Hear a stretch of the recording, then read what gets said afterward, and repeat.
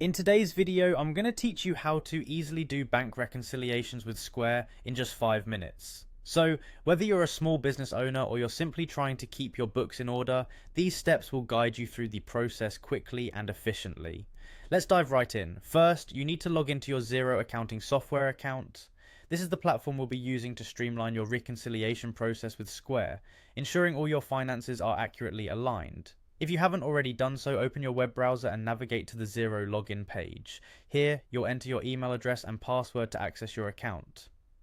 Once you've entered your details, go ahead and click on the login button to proceed.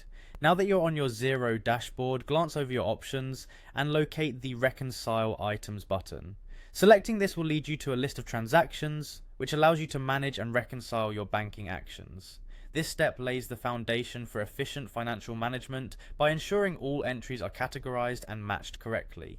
The next step involves selecting the Square transaction you want to address. This is crucial because it ensures the specific transactions processed by Square are correctly accounted for in your bank records. Selecting the right transaction at this point will prevent discrepancies and ensure the accuracy of your financial statements. Once you've selected the transaction, click on the transfer option. This function is necessary to move your transaction to the appropriate category within your system. Make sure to select the correct account to transfer the transaction to. This step ensures that the transaction is recorded under the right heading within your financial reports. If adding a little more detail helps keep things in line, consider including a reference. Adding a reference note can make future audits or reviews more manageable, as you'll have a specific marker attached to the transaction.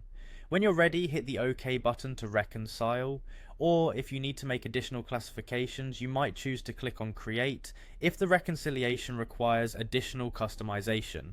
If that's the case, type in Square as the contact to ensure this transaction is associated with the correct entity. Next, you'll have to select a code. This step is all about assigning the best accounting category for your transaction, enhancing your organizational structure within Xero. Finally, once everything checks out, click on OK to finalize your reconciliation. By following these steps, you ensure all of your Square transactions are accurately reconciled in Xero. Through maintaining such detailed management of your books, you're not only saving time but also increasing the reliability of your financial reports. Keep practicing, and soon this process will become second nature in managing your business finances. Thank you for watching, and don't forget to subscribe for more tips and tutorials.